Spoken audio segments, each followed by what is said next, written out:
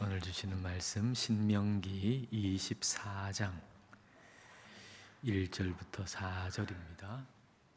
신명기 24장 1절부터 4절입니다. 한 절씩 읽겠습니다.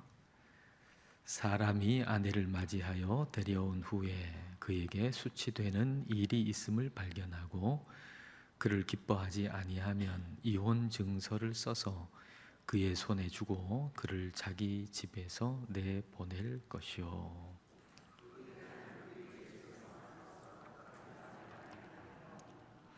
그의 둘째 남편도 그를 미워하여 이혼 증서를 써서 그의 손에 주고 그를 자기 집에서 내보냈거나 또는 그를 아내로 맞이한 둘째 남편이 죽었다 하자. 그 여자는 이미 몸을 더럽혔은즉 그를 내보낸 전 남편이 그를 다시 아내로 맞이하지 말지니 이 일은 여호와 앞에 가증한 것이라. 너는 내 하나님 여호와께서 내게 기업으로 주시는 땅을 범죄하게 하지 말지니라. 아멘. 2022년도 통계에 의하면은 우리나라 한 해 혼인 건수가 19만 2천 건이고 이혼 건수는 9만 3천 건입니다. 그러니까 명수로 따지면 18만 6천 명. 하루 평균으로 한다 그러면 한 하루에 510명 정도가 이혼을 합니다. 이혼하는 이제 구간을 보면은 이제 결혼해가지고 4년까지가 제일 이혼하는 건수가 많고, 그 다음에 5년부터 9년 사이가 그 다음으로 많고, 30년 이상 된 부부가 그 다음으로 이혼하는 건수가 많다 합니다. 이혼하는 사람이 이 정도로 많으면 이혼을 생각하는 사람들은 더 많겠죠. 여러분 주변에 이혼을 생각하는 사람이 있고, 그리고 그 이혼을 생각하는 사람한테 성경에서 얘기하는 이혼에 대해서 얘기할 수 있는 기회가 생겼다라고 한다면 여러분 어떻게 얘기해 주시겠습니까? 오늘 말씀을 통해 가지고 성경이 말씀하시는 이혼은 어떻게 말씀하고 계신가 하는 거 함께 한번 살펴보겠습니다. 오늘 말씀 1절 2절 1절 2절 같이 읽겠습니다. 사람이 아내를 맞이하여 데려온 후에 그에게 수치되는 일이 있음을 발견하고 그를 기뻐하지 아니하면 이혼 증서를 써서 그의 손에 주고 그를 자기 집에서 내보낼 것이요 그 여자는 그의 집에서 나가서 다른 사람의 아내가 되려니와. 그 당시에 여러분 여성의 지위는 굉장히 낮았잖아요. 이스라엘 주변 국가를 보면은 모든 구실로 여자는 이혼을 당했습니다. 모든 구실로 이혼을 당했습니다. 근데 하나님은 이스라엘 백성들에게 이혼할 때 이혼 증서를 써가지고 그 여자에게 줘서 그 여자가 이혼 증서를 가지고 가서 재혼할 수 있도록 기회를 줘라, 이 말씀을 해주시는 겁니다. 그래서 우리가 이 사람의 죄된 본성을 좀 생각해 볼 수 있어요. 사람의 죄된 본성, 자기 마음에 들 때는 영원토록 사랑할 것 같이 영원토록 사랑한다 그래 놓고 자기 마음에 들지 않을 때는 싹 쫓아내가지고 또 쫓아내기만 하는 게 아니고 그 사람 잘 되는 것까지도 좋아하질 않아요. 쫓아낼 때는 그 사람이 잘 되는 것도 원치 않고 그냥 그 인생을 그냥 파멸로 그냥 쫓아보낼 수 있는 게 인간의 악한 본성이라고 하는 거죠. 그런데 하나님은 비록 한 사람이 한번 실수했거나 실패했다고 해가지고 그것 때문에 파멸에 이르는 걸 원치 않으세요.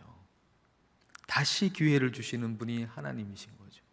그래서 이혼 증서를 써가지고 여자한테 그걸 줘서 보내라, 그렇게 말씀하세요. 한번 여러분 생각해 보세요. 그 당시에 그냥 그 이스라엘 주변국에는 그냥 이혼 증서가 어디 있습니까? 그냥 쫓아보내는 건데, 이혼 당하는 건데, 만약 그렇게 된다면 이혼을 당해서 집에서 쫓겨날 때 주변 사람들이 얼마나 말이 많겠습니까? 저 여자는 이러해서 이혼당했고 저러해서 이혼당했고, 그 말이 뭐 진짜 그렇지도 않은, 사실도 아닌 말이 막 보태져 가지고 소문에 소문이 그냥 막 퍼지면 그 여자를 누가 만나겠습니까? 어떻게 다시 다른 남자를 만나 가지고 어떻게 재혼을 하겠습니까? 그 여자가. 근데 이혼 증서를 써주면 이혼 증서에 명확한 이혼 사유가 들어가잖아요. 뭐 때문에 이혼했다는 게 이혼 사유가 들어가잖아요. 그러니까 다시 재혼을 해가지고 새 가정을 이룰 수 있는 거예요. 물론 이혼 증서를 써주고 이혼하라는 것은 단순하게 이혼에 대해서 찬성한다라는 의미는 아닙니다. 이에 대해서 조금 더 깊은 의미는 좀 후에 우리가 나누기로 하고, 1차적인 의미만 생각한다면 하나님은 다시 기회를 주시는 분이다라는 거예요. 하나님은 다시 기회를 주시는 분이다. 하나님은 다시 기회를 주시는 분이에요. 그런 의미에서 우리가 하나님을 닮는다라고 하는 것은 다른 사람에게 다시 기회를 주는 것이라고 말할 수가 있겠죠. 하나님이 다시 기회를 주시는 분이니까 우리가 주님을 닮는다라고 할 때는 우리 역시도 다른 사람에게 다시 기회를 준다라는 의미가 될 겁니다. 다시 기회를 준다라고 하는 것은 호의적인 눈으로 봐준다는 거죠. 호의적인 눈으로 봐준다. 부부 사이에 이 호의적인 눈이 굉장히 중요합니다. 호의적으로 바라본다는 거 굉장히 중요한 일입니다. 1절 말씀에 남자가 여자에게 이혼 증서를 써가지고 이혼할 때 두 가지 경우가 충족됐을 때예요. 두 가지가 뭔가요? 하나는 여자에게 뭐가 발견됐을 때? 수치되는 일이 발견됐을 때. 그리고 또 하나는 그 수치되는 일로 인해 가지고 남자가 기뻐하지 않을 때. 이 두 가지가 충족돼야 됩니다. 수치되는 일이라고 하는 것은 적절치 않은 일인데 이게 뭔지 명확하게 기록이 없어요. 수치되는 일이라고 하는 게 뭔지 명확하게 뭐 이게 이러이러한 것이다라고 기록이 없어요. 근데 분명한 것은 이 수치되는 일에는 간음한 일, 음행하는 일이 포함되지 않습니다. 왜냐하면 그 일은 돌에 맞아서 죽을 수 있는 죄니까 뭐 간음을 한다거나 음행을 한다거나 하는 게 여기에 포함되어 있지는 않습니다. 그러니까 이 수치되는 일이라고 하는 것은 남편이 보기에 적절하지 않은 어떤 일이라고 할 수 있겠죠. 남편이 보기에 적절하지 않은 어떤 일, 근데 그런 일이 일어났고 그리고 그것에 대해서 남편이 기뻐하지 않을 때 이혼 증서를 써주고 이혼할 수 있다는 겁니다. 근데 비록 수치되는 일이 있었다고 해도 남자가 그걸 호의적으로 봐줬다면 이혼 사유가 되지 않는다는 얘기죠. 우리가 함께 살면서 중요한 거, 상대방을 보는 주관적인 눈입니다. 뭐 객관적으로 뭐 다른 사람들이 뭐라고 할지라도, 뭐 잘못된 일이 있었다 할지라도, 누가 봐도 잘못되었다 할지라도 내가 괜찮게 봐주면은 괜찮은 거예요. 상대방에게 다시 기회를 주는 거죠.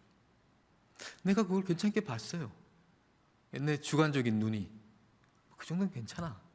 그러면 다시 또 기회를 주는 거 아닙니까? 그리고 그 사람에게 기회를 주기 위한 눈으로 보면 그 수치되는 일이라고 하는 게 해석이 달라질 수 있지 않겠습니까? 내가 그 사람을 호의적인 눈으로 봤어요. 그러면 어떤 일이 일어났을 때 그게 뭐 수치되는 일이라고 할지라도 그것에 대한 해석이 달라질 수가 있는 거죠.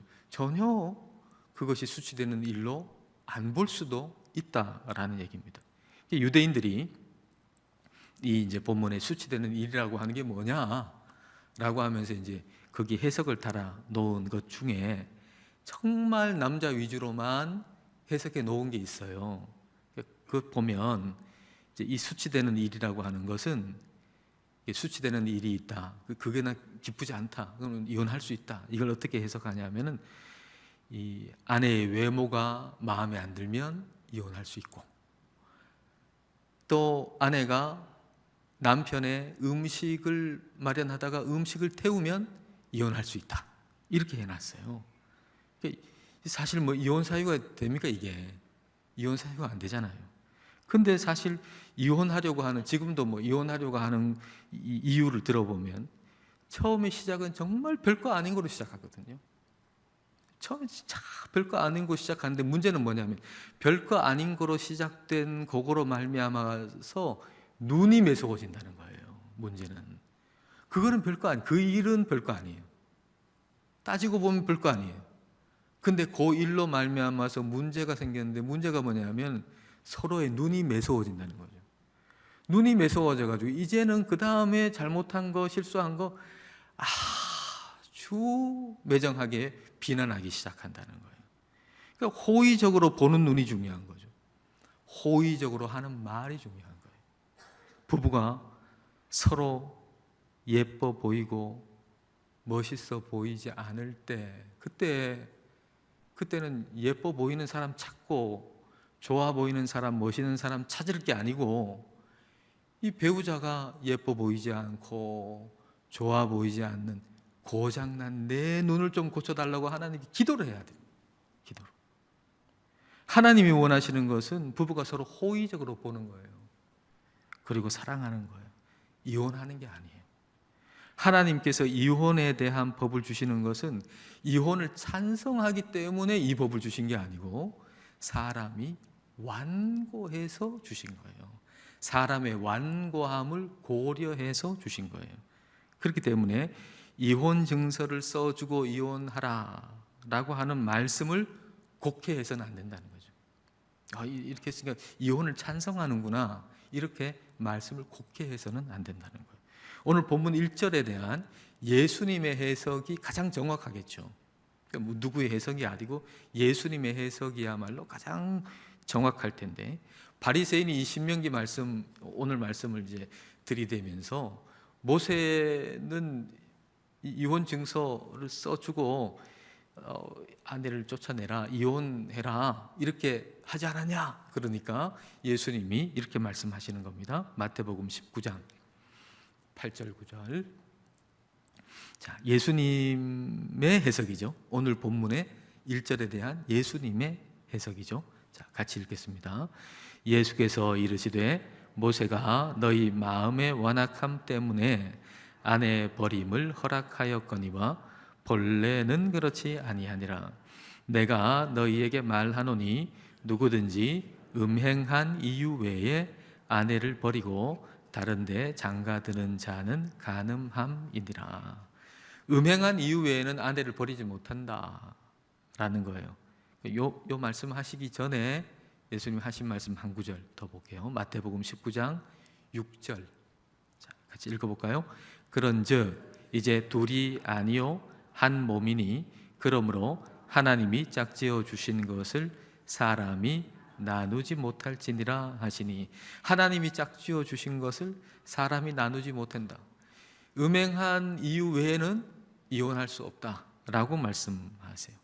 그러니까 이 말은 신명기의 오늘 본문에 대한 예수님의 해석은 이혼은 최후의 수단이다. 이혼은 최후의 수단이다. 정말 다른 방법이 없을 때, 그때 마지막 최후의 수단이다. 그런 말씀입니다. 즉 이혼을 생각할 때 성경적인 이미지로 따지자면 이런 것이죠. 이혼은 남자와 여자가 공동대표로, 이전에 이제 홀로 대표였는데 두 사람이 우리 힘을 합쳐가지고 함께 공동대표로 한번 일해보자. 그래서 공동대표가 됐는데, 공동대표로 같이 일을 하다 보니까 좀 손발이 안 맞아요. 네? 좀 뭔가 안 맞는 것 같아요. 그래서 우리 떨어지자, 계약 해지하자 하고 공동대표가 서로 떨어져 가지고 다시 단독으로 그렇게 일하는 것이 아니라, 이혼이라고 하는 것은 팔다리를 잘라내는 것과 같다는 것. 팔다리를 잘라내는 것과 같다. 그러니까 다리가 다쳤어요. 다리가 다치면은 그러면 다리가 회복해야 되잖아요. 근데 눈이 좀 좋은 구경하고 싶은데 다리 이놈이 다쳐가지고 좋은 구경을 못 하는 거예요. 그러면은 다리하고 헤어집니까? 아니잖아요. 다리가 회복될 때까지 뭐 병원에 한 달, 두 달 있어야 된다면 그렇게 있어야죠. 다리가 회복돼야 될 때까지. 1년이라면 1년 있어야죠. 그런데 다리가 썩어 들어가가지고 이 썩어 들어가는 것 때문에 이제 생명의 위험이 생겼어요. 이 다리가 계속 썩어져 가지고 다리를 그대로 놔두면 이제 목숨까지 죽게 됐어요. 그러면 어떻게 해요? 최후의 수단으로 어쩔 수 없이 그 다리를 잘라내는 거죠. 잘라내지 않으면 목숨이 위험하니까 죽게 되니까 그때 어쩔 수 없이 다리를 잘라내는 거예요. 그러니까 이혼에 대한 그림은 이거예요. 이혼에 대한 그림은. 그러니까 신명기 말씀을 보고 이혼 증서 써주면 합의가 서로 되면 이혼할 수 있다는 얘기구나. 그렇게 곡해해서는 안 된다는 겁니다. 이거는 인간의 완악함으로 주신 말씀이에요. 인간의 완악함 때문에. 그러니까 다시 말하면 무슨 말인가요?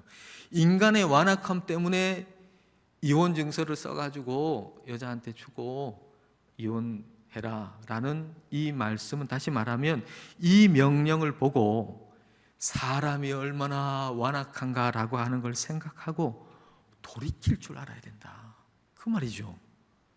그 완악함 때문에 주신 말씀이니까, 명령이니까 이 명령을 보고 사람이 얼마나 완악한가 이걸 생각하면서 돌이켜야 된다라고 하는 겁니다.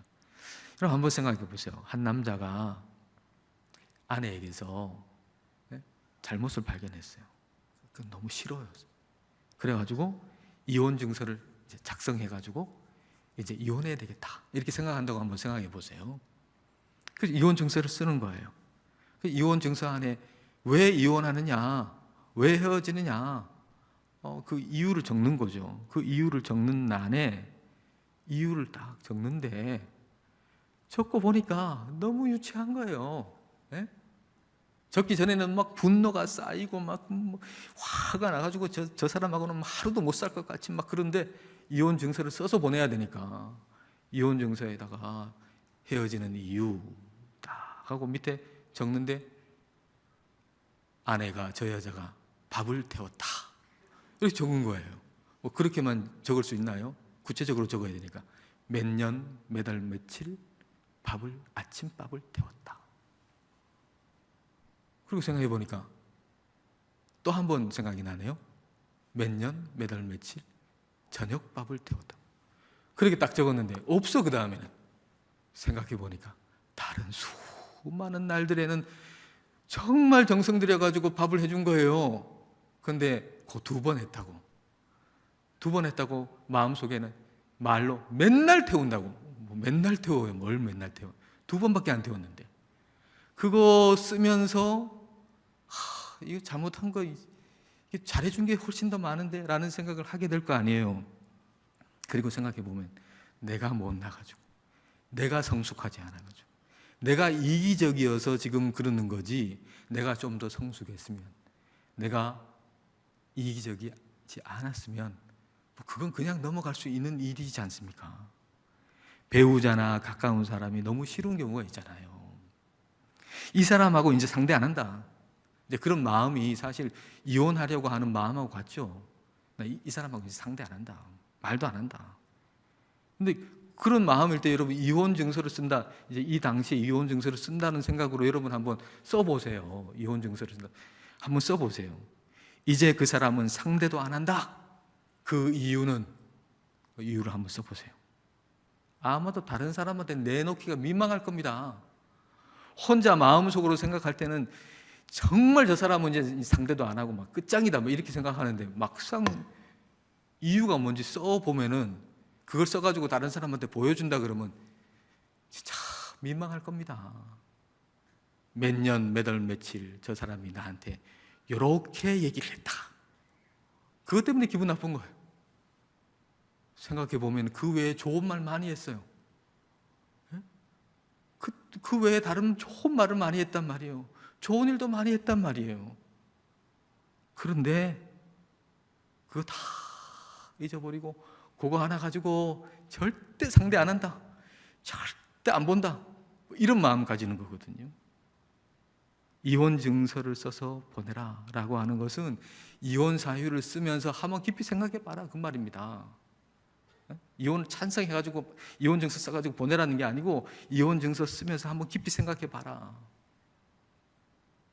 그 사람에 대해서 한번 깊이 생각해 보고 나에 대해서 한번 깊이 생각해 봐라. 그리고 그 사람과 이혼해가지고 다른 사람 만나가지고 행복하겠는가? 그 사람 헤어져가지고 후회 안 하겠는가? 한번 생각해 봐라, 그거죠. 그 사람 놓치면 후회할지도 모른다, 그 말입니다. 그 사람 놓치면 후회할지도 모른다. 내가 뭐 잘났어요? 그런데 잘나지도 않은 나하고 결혼해주고 나하고 같이 살아주고 얼마나 감사한 일인데, 그것도 모르고 이혼해서 후회할지도 모른다, 그 말입니다. 3절 4절 보십시오. 오늘 보면 3절 4절.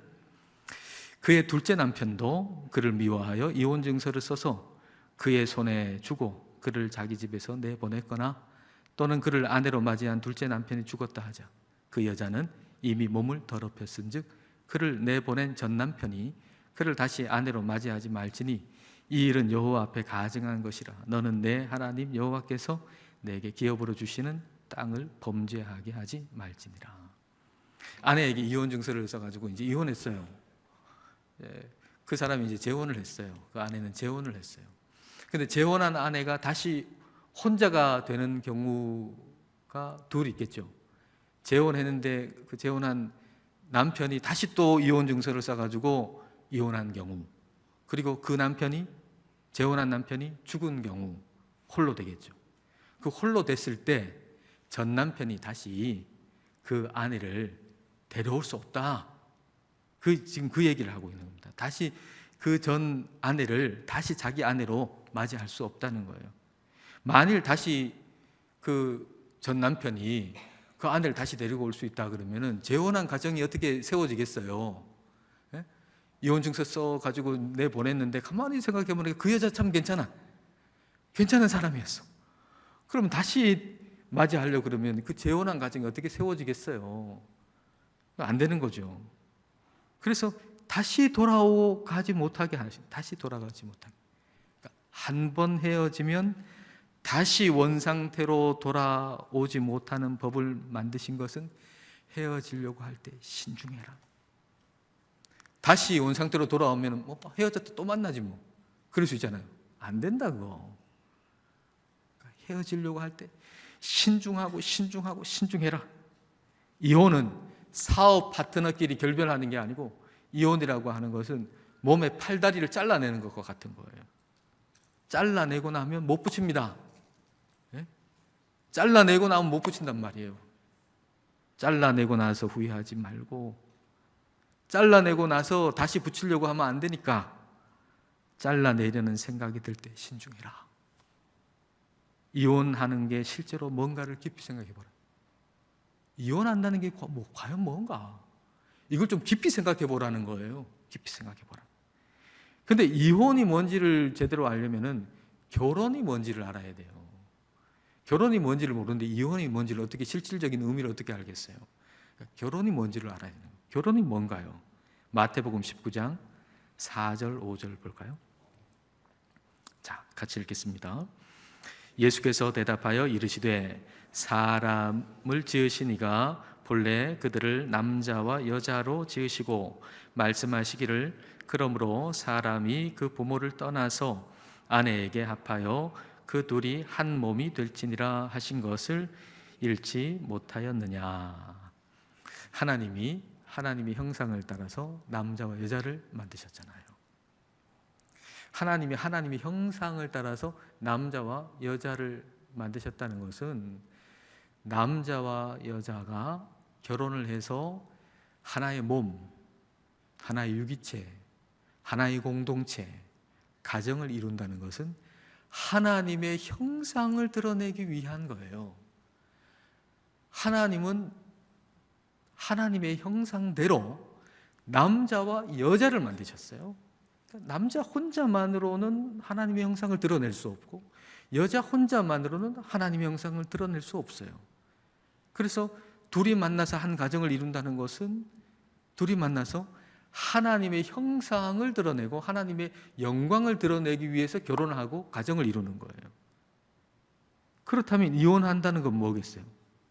이혼한다는 것은 우리 두 사람이 하나님의 형상을 드러내고 나타내는 것은 이제 불가능하다라고 하는 포기를 얘기하는 거예요. 그렇다면 생각할 건 뭔가 하면 포기할 만큼 하나님의 형상, 하나님의 영광을 드러내기 위해 애를 써봤냐는 거죠. 포기한다는 건 애를 써보고 노력을 해본 다음에 포기라는 게 있지. 노력도 안 해보고 포기라는 건 있을 수 없잖아요. 그러니까 이혼한다라고 하는 것은 그런 애를 써봤냐? 하나님의 형상과 영광을 드러내기 위해서 모든 애를 써봤냐라고 하는 걸 질문해 봐야 돼요. 우리 둘이 만나가지고 결혼해서 같이 살면서 하나님의 형상을 드러내고 하나님의 영광을 드러내기 위해서 얼마만큼 노력해 봤냐는 거예요. 하나님의 영광, 하나님의 형상을 드러내기만을 목적으로 삼고서 그렇게 살아왔고 그렇게 애를 써봤는데도 안 되겠다 우리 둘이는 라고 하면 그건 어쩔 수 없죠. 함께 매일 하나님 말씀 읽고 매일 함께 묵상하고 함께 매일 하나님 말씀 나누고 그리고 함께 매일 예배하고 매일 함께 기도하고 그리고 상대방이 힘들 때 금식해서 배우자를 위해서 기도하고 그렇게 했는데 우리 둘은 하나님의 형상을 드러내는 것이 불가능하다라고 하면 그건 어쩔 수 없어요. 그런 분이 있으면 저한테 오세요. 그렇게 둘이서 함께 기도하고 묵상하고 그렇게 했는데 우리 둘은 절대로 하나님의 형상을 드러낼 수 없는 부부다. 이혼해야 되겠다. 그러면 오시면 돼요. 그러나 이혼하려는 마음이 저 사람 내 마음에 안 들고 내 스타일하고 다르고 그리고 불편하고 자존심 상하고 자꾸 저 사람만 보면 화나고 그게 이혼의 이유가 된다면 결국에는 결혼의 이유가 나를 위해 결혼한 자기 중심을 위해 결혼 나만 위해 가지고 결혼한 거 아니에요. 저 사람 만나서 결혼한 이유가 그와 함께 하나님의 영광을 드러내기 위해서가 아니고 나를 위한 것이었다는 거예요. 그래서 이혼할 생각이 있다면은 이혼할 마음이 있다면은 결혼이 뭔지를 깊이 생각하고 결혼부터 출발해라. 결혼이 뭔가를 먼저 생각하라는 거예요.